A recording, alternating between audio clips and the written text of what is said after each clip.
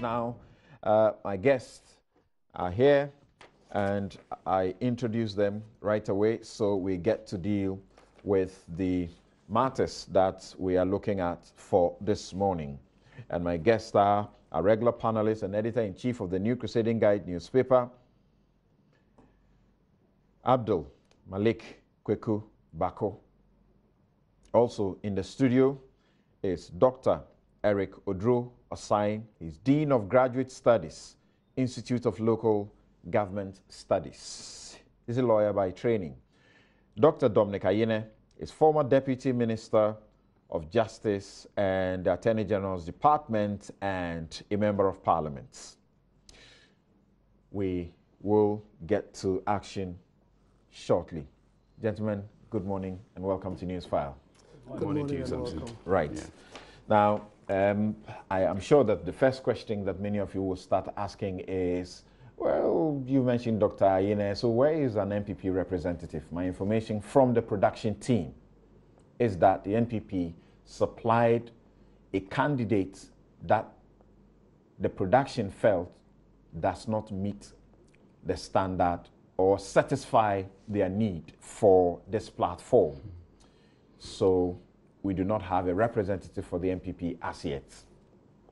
Now, many of you often say, when I introduce my guests, I say, oh, today I'm sandwiched by my friends on my right and my left and brothers and all of that, and that would mean that I am the one who determines who comes to this show. No, it doesn't happen that way. There is some independence that go on with the production process and a layer of people involved. There's a bureaucracy involved. I hardly 99.999% come in. The only time when I'm invited in is when, for example, when Dominic Ayine was minister and you're looking for him, you can't get him. And then they try, they can't get him. They say, okay, Samson, we know that you can try and get this man for us. So try. Then I do. It's Ankuma, they're looking for him, they can't get him. They say, Samson, please try. We have tried the man, he's just not coming. Then sometimes for Ace Ankuma, I route it through the president of the Ghana Bar Association, and he's hauled here. All right, so that's how it works. And there have been times that you may have witnessed also, some representatives of the NDC have been brought here and we've driven them away because they didn't seem, according to the production standards, meet the criteria for the show. That's all I say now. So can we get into serious business now? Now, it's been a week full of activity, of course, including problems that the people in Agbogbloshie want to saddle the government with. I want us to deal with that as a preliminary very briefly, and then we'll settle to deal with the matters of 100 days of the Akufo-Addo administration.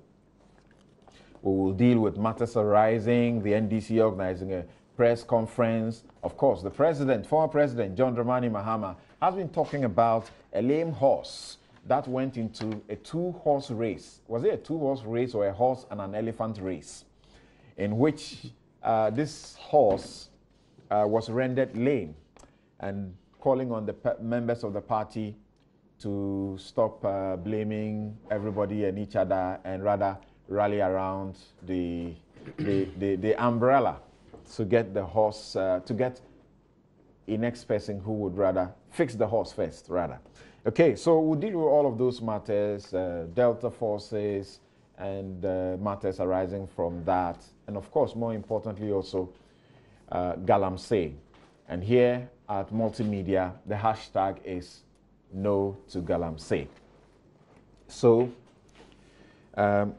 shall we start from Agbogbloshie? And I will deliberately begin with Dr. Dominic Ayine, because as you know, he's had a history of doing some work at Agbogbloshie, representing their interest and you know, seeking to, I think, winning actually a matter in their favor, but which never got implemented. We don't know what happened. So we are told of how the clashes happened. Let's just take a little view of a couple of these images and commentary that came out of Agbogbloshie, and then we'll begin the discussion. All right, we seem to have a bit of some technical challenges. We are unable to bring you the footage and the sounds from Agbogbloshie, but let's do the discussion. As and when the production is ready with that, technical department is ready with that, they will alert me, and I'll let you have it. So, Doc, okay, I must say a special welcome to you. It's been will be your first appearance on TV, perhaps on radio, after cruising to victory, which tend to be a radar that a lame horse had been dealt such a blow. Yeah. Right. So how's it been? How's it been? I mean, coping with opposition 100 days on. Well, I have been adjusting myself, to acting as an opposition MP rather than as someone representing the ruling government. Okay. I think the adjustment has been smooth, and we are doing our best in Parliament to hold the feet of the current government to the fire. Our duty as opposition is to hold the government accountable and to ensure that it acts in the welfare of the people of Ghana, in the best interest of the people of Ghana. So okay, I am adjusting. Right. So I asked the question, what at all is our security capable of preempting? And I mean by preempting, I mean stopping. Because Agbogbloshie happens. It's become a ritual. When will they be able to tell us that something was about to happen, but we stopped it? We stopped it. Well, I think that has been an abysmal failure of the security system, because as you rightly pointed out from the beginning, I represented the people of Sodom and Gomorrah, the squatters, in 2003 before the High Court when they were threatened with eviction by the the then NPP government.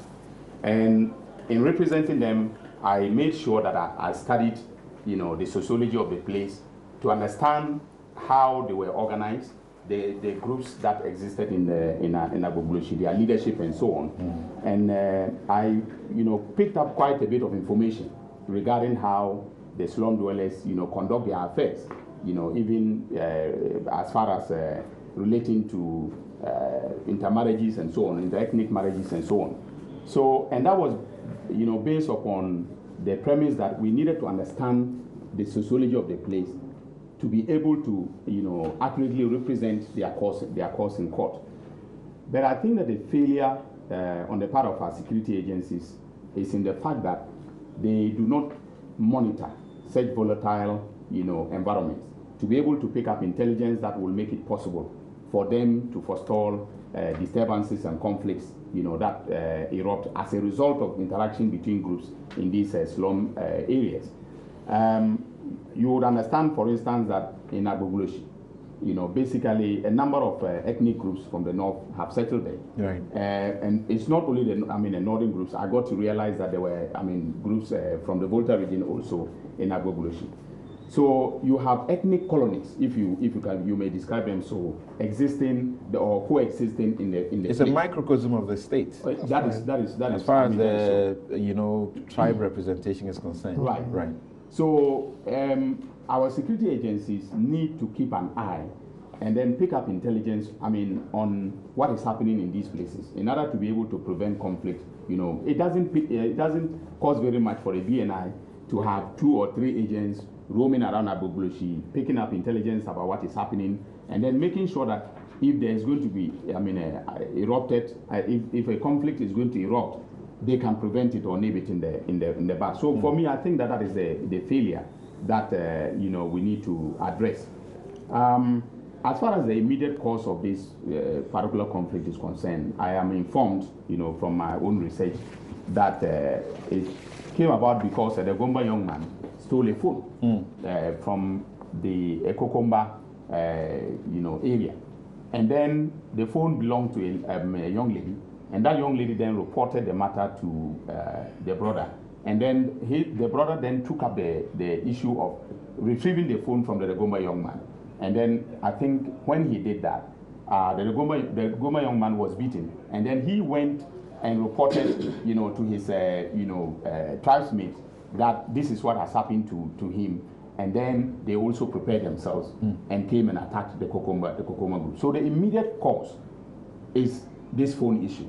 But you see, the media, something, I'm not, blaming the media for anything, but the media reportage was not very helpful, all right?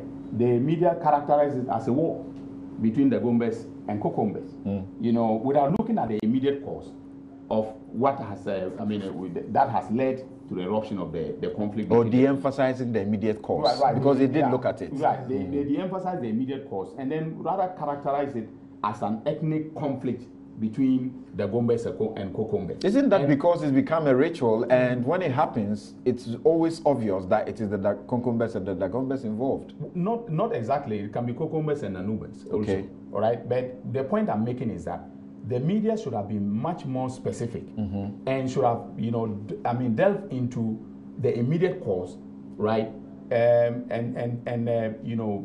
Rather than making it look like these are two ethnic groups that are, violently opposed to each other and that are, fighting just because, they hate each other. But that's a justified stereotype because it happens all the time. So the media can only say that they are at it again. Okay.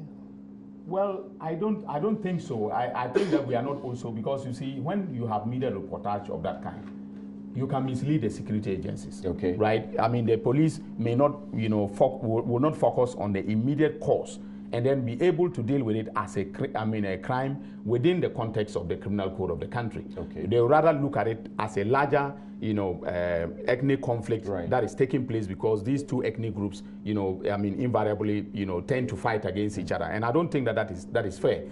Of course, you rightly pointed out that it's a stereotype, yes. But the question is whether it is a justifiable stereotype. And I don't think that it is so, justified. I see. What do you say of the response of the security? The reports that have come up so far, were you satisfied? They have come under accusations of acting late, having gotten to the point, but staying outside of the perimeters, allegedly now doing some intelligence. And by the time they get in, things were out of hand. So 2 people have already lost their lives, and couple others have suffered, knife wounds, and pregnant, women also suffering as a result. What do you say of the response? I think that the response was unsatisfactory from my point of view. There is nothing wrong with doing, expose, intelligence gathering. There's nothing wrong with that. It will assist in unearthing what are the causes of the criminal activities that have taken place, and so on. But staying away from the crime scene, or not taking control after a crime has been committed, is something that we should not be tolerating from our security agencies. Interesting. Now, Dr. Sai, there are those who say the security ought to have been aware, because there had been a period where reports had been made to them, or there had been signals that this was likely to happen, which will then negate or minimize, Dr. Ayene's approach that this was a clear, spontaneous criminal act resulting in the events. And there's reference to, for example, when the NPP's former General Secretary had to take some people to the police, report to them that their lives are under threat in the community, and the police needed to act. Police didn't do anything, only for some of those people, or one of them at least, to die as a result of clashes happening in this community. Thank you very much, Samson. And let me say good morning to our viewers and listeners. I think on this occasion, I would want to agree with Dr. Ayene that it was a clear failure of intelligence, because as you rightly said, Agbogbloshie is an area we all know. We don't associate them with violence, but then it has happened before. So one would have thought that the security agencies would work with the intelligence on the ground. In fact, security moves with intelligence. I'm yet to see any country or any institution where the security has moved without intelligence. So I was expecting them to put some intelligence on the ground so that they can move according to what the intelligence directs them to do. That notwithstanding, going forward, how do we resolve this issue? It's not because it's Agbogbloshie, they will hype it. It may happen in any of the other areas in Accra. If it happens like that, how do we deal with the issues? I think my take on all of this is that we should not see Agbogbloshie as an isolated area. We should see Agbogbloshie as a microcosm of the society, and then intelligence must always work. I think in the past few days, we have been failed as Ghanaians. The connection between security and intelligence. Look at the Delta Force issue. Seriously, if they had put intelligence on the ground, we could have prevented it. So the advice going forward is that they should up their game by way of the connection or the coordination between the intelligence services and the security services. It's very important we do that, and I'm sure that if we are able to do that, we would resolve most of these issues. And then their late response. I think the security agencies need to up their game when it comes to things relating to areas like that, because these are people who are embittered, these are people who are bent on fighting amongst themselves. So under normal circumstances, the best you could have done was to restore the situation. Go in there, you have been trained with that quality of curbing such crimes or curbing such violence. It's rather unfortunate they reported late, but I want to believe that they are learning their lessons, and the intelligence service will up their game so that there will be proper coordination between the intelligence and the security. But when you say that you agree with him on the note of the complaints of the residents, that's right, of what they say was slow response by the security forces, how is that right? How is that a fair criticism of the security in the context of the claim that this was a spontaneous, single criminal act, not premeditated? Well, you can isolate an area as a risky zone in intelligence. You can also isolate the area that on the basis of the history or the prior information you have in that area, anything can happen. So I don't know whether they even have a police post within Agbogbloshie. And if they do, what kind of intelligence did they pick? Anything can happen at any time in an environment like that. So one, you don't need to be pre-informed. You always need to have your ears on the ground. You always need to have your intelligence on the ground. So that is where I am coming from. That look, we should not always approach security and or national security or issues of intelligence on that basis. If we do that, they will always be overtaken by events. Let us use the preemptive approach. Let us always put our intelligence on the ground. Let us have people in there. Nothing prevents the intelligence services from sponsoring people to go and live with them. I've seen some before. They live with them in there, turn themselves into people, slum dwellers, so they can pick intelligence, feed it to their seniors, and then they will give it to the security. They will move swiftly. In fact, if they were to have somebody living within that particular area or living with them, as soon as the phone was stolen and the thing was escalating, the person could have leaked out intelligence information for them to act. This is a community where the people live in all sorts of structures. It might be interesting to find that we have our security interested in getting its officers who are willing to go and live, you know, in the conditions that exist in this particular community. Without breaking it, let me tell you, I've seen some before. Right. Because they want to uncover a crime, an intelligence officer was made to go and work in a cocoa farm for 6 months as a laborer, going through all kinds of things just so he could pick intelligence. And he managed to pick the intelligence on the 4th month and then disappeared. Leaked out this intelligence to the superiors. They came to effect the arrest. You know, so they can do all kinds of things. Right. If a nurse can do that single-handedly, of course, the states should be able to do more. But Koku, there may be another angle to that, and I'm sure you are ready to go into the history of all of this. As I can see, you have cuttings of the graphic and other papers of many, many years ago ready. But before you deal with that, is it not also interesting that these are people who have ammunition, who have guns, you know, who have weapons, and we don't seem to have been able to disarm them over the period. Or what is going on? Well, interesting. The arms side, and I'm told there's an exercise underway. Okay. They are retrieving or recovering arms. Okay. It's not the first time. All right. And not peculiar to that place.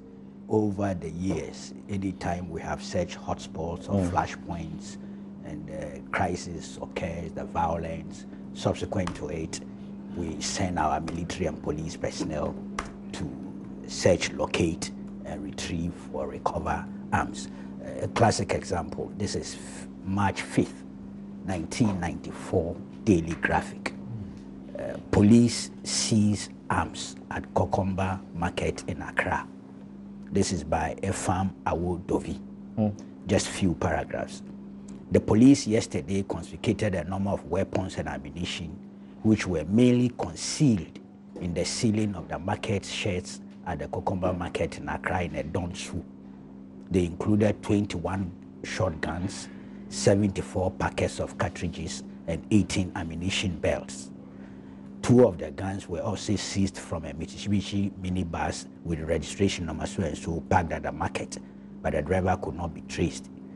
18 of the guns were imported, while 3 were locally manufactured.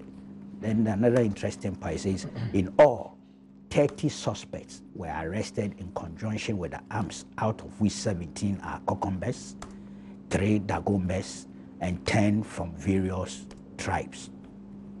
The police officer who was talking was Mr. Joe Impra. He was the Greater Accra Regional Police Commander. And he said the police have been receiving intelligence information for some time now about the Kokomba Market, which is mainly patronized by people from the northern conflict zone, being used as a source of supply of arms and ammunition to the north. So it's nothing new. This is 1994. We are in 2017. So yes, it is legitimate if the issues of intelligence, the efficacy of intelligence gathering is raised. Security, assessment is also raised. These are important, and the name escapes me. Mr. Asai made a point about whether there's even a police post. No. It doesn't have to be a police station, whether there's a police outpost there, whether, and in the north, I think we've done things like making police military attachments in some of the conflict-prone areas, because these are flashpoints. So it's a legitimate question to pose. But let me be honest with you. I am aware. Even the best of intelligence sometimes can fail, no matter how sophisticated. We should always give allowance that there will be times some failure would happen, not because they went to bed. For some reasons, it does happen, even in the advanced, sophisticated countries where their intelligence is that strong. But I'm aware that the police have informants in those areas. It's a standard practice. They have those crime-prone areas because of the extent of poverty, deprivation, and all the rest. Let's be honest. Those areas, a lot of the armed robbers, petty thieves, and thieves, and all the rest live there. And the police, over the years, have cultivated informants, some of whom they use. Look, this case, the J.B. Dankwa case, eventually to the murder of the MP. Yes, the operation that was set up in collaboration with some of the leaders of these groups there. Some of them are known. Some have gone to prison and have come out and have become collaborators with the police. It's not good to say all these things publicly, but the truth is that they are there. But it's possible for them sometimes not to get a full brief before the incident takes place. I think we have to look at the larger picture, in terms of what to do. And I heard, was it Neil Ante? Yes. Vanderpoel, he happens to be the member of parliament there. Of course, he was looking at the broader picture. what is it that triggers those things there, apart from the socio-economic conditions and the fact that most of them are from the conflict zones too. I agree there are other tribes there, but listening to media reports, and I'm talking here of electronic media reports, I could hear some of the people themselves referring to their ethnic backgrounds. I could hear it. It's not the media that was talking about them being so. They themselves were talking about that this Kokomba man came to hate this Dagomba man because you can trace some of those things to the 1994 conflict. And indeed, even before, and you mentioned a number, it's always like that. It's like a triangle. The Kokombas, the Nanumbas, and the Dagombas. Either they are all fighting together at the same time, or it's one between them. The other one is allied. The Nanumbas are usually allied to the Kokombas. I remember the 1980, no, I think it was 79. There was another one, if you recall. Very major, 1979 or 80, major, there in the north, during the Dr. Aliman period. Yes, so it's a long, deep-rooted issue. And having brought them down because of the conflict there, and they come down here and congregated in the same area, there are residual animosities.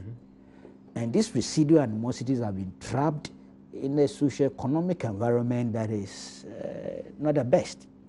And sometimes when you are hungry, you easily get angry.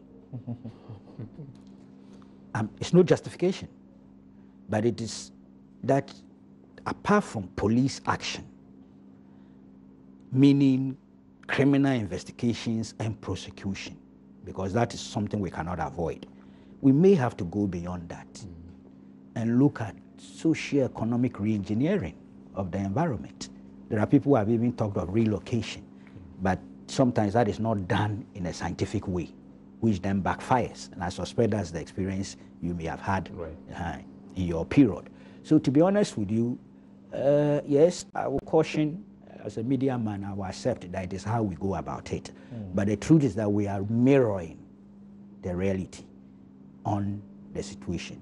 The police, the military, the security services may take their fair share of the blame, but I think the people there too, they have leaders, they have associations. You know, perhaps it's important for them to be engaged.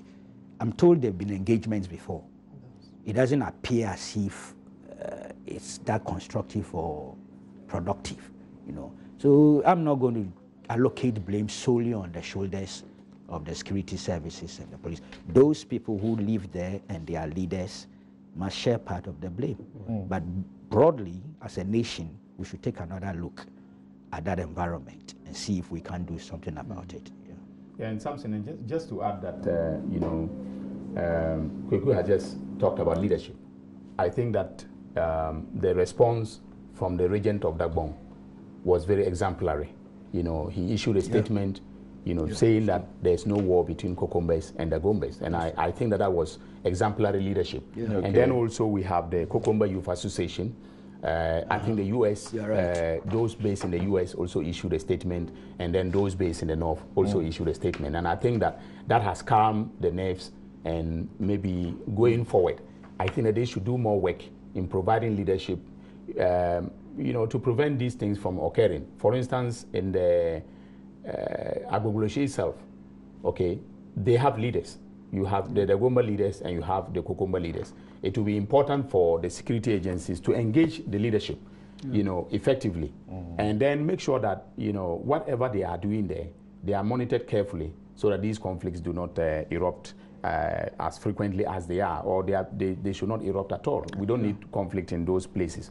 And we know that, as Kweku rightly pointed out, the socio-economic factors are also very important.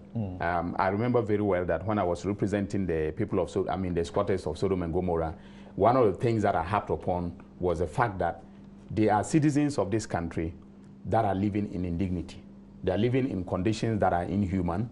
And as, you know, a country, we should be ashamed of ourselves that we're not doing anything, you know, to upgrade the slum and then to improve the living conditions of our ordinary, our own citizens who are there. Okay, so for you, that is your lasting approach. to upgrade the slum rather than getting rid of the slum. Right, because you can... Perhaps not in all cases. Right. There may be some cases that relocation may be necessary if you check the geography and other areas. But it's not in all. There are times you can upgrade. It's done. Yes. It's actually a UN project. Yes, right. Right. But politically, Kweku, is it feasible? Will it be done? For example, when it has to come with evicting them, as Okovandapoi tried some time ago and got his own people, you know, taken to the slaughter. You mean the political will? Yes, the political will. That has been a major challenge. Even these hawkers on the streets and things, we've had that challenge for a long time. Right. Come election time, you see that we relax. That's during the campaign. Yeah. If it's far from election, we show some muzzle. That's clearly showing that politically we are challenged. But you see, can we continue doing that? That's why I said, you see, you have to combine. There are certain areas that is upgrading.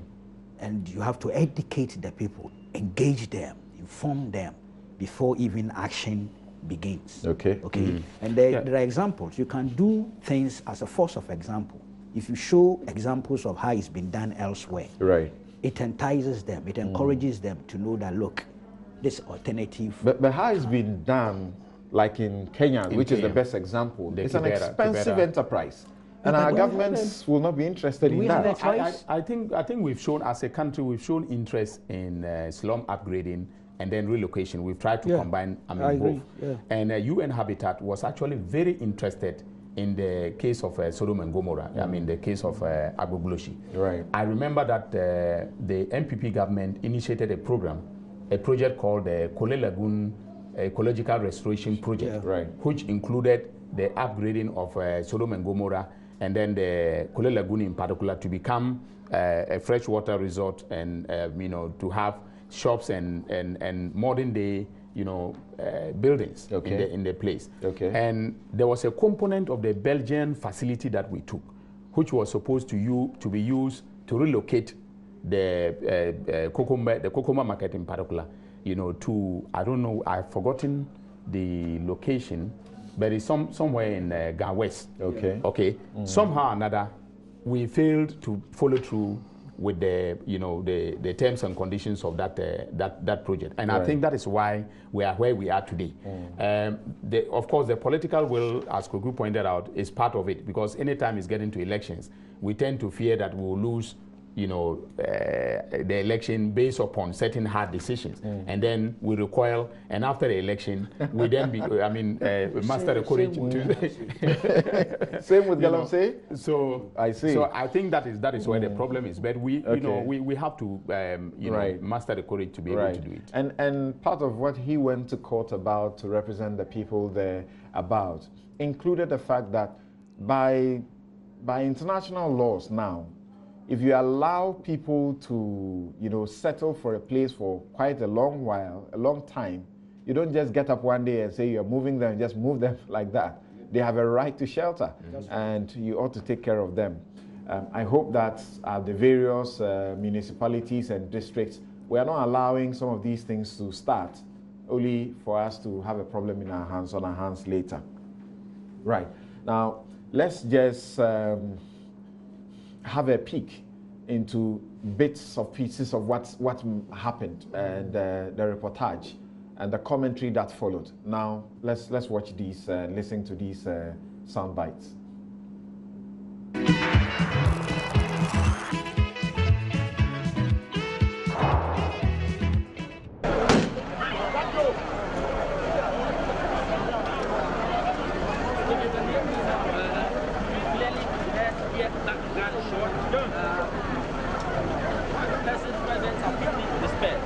This is happening live from Kokomba, where we understand there's been some clashes between the Dagombas and the Kokombas over various issues. Allegedly, there's the phone that was stolen, resulting in fights. Then deaths came through as a result of the exchange of gunshots in this place.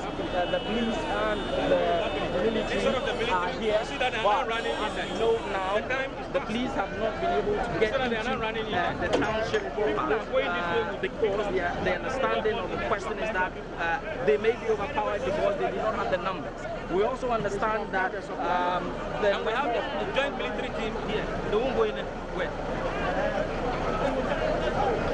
They should have to go in. They say they are not going.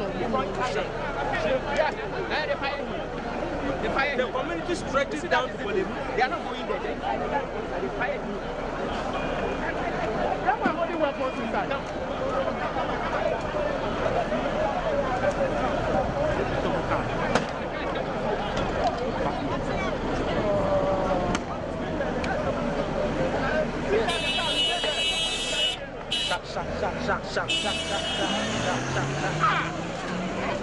In Ghana.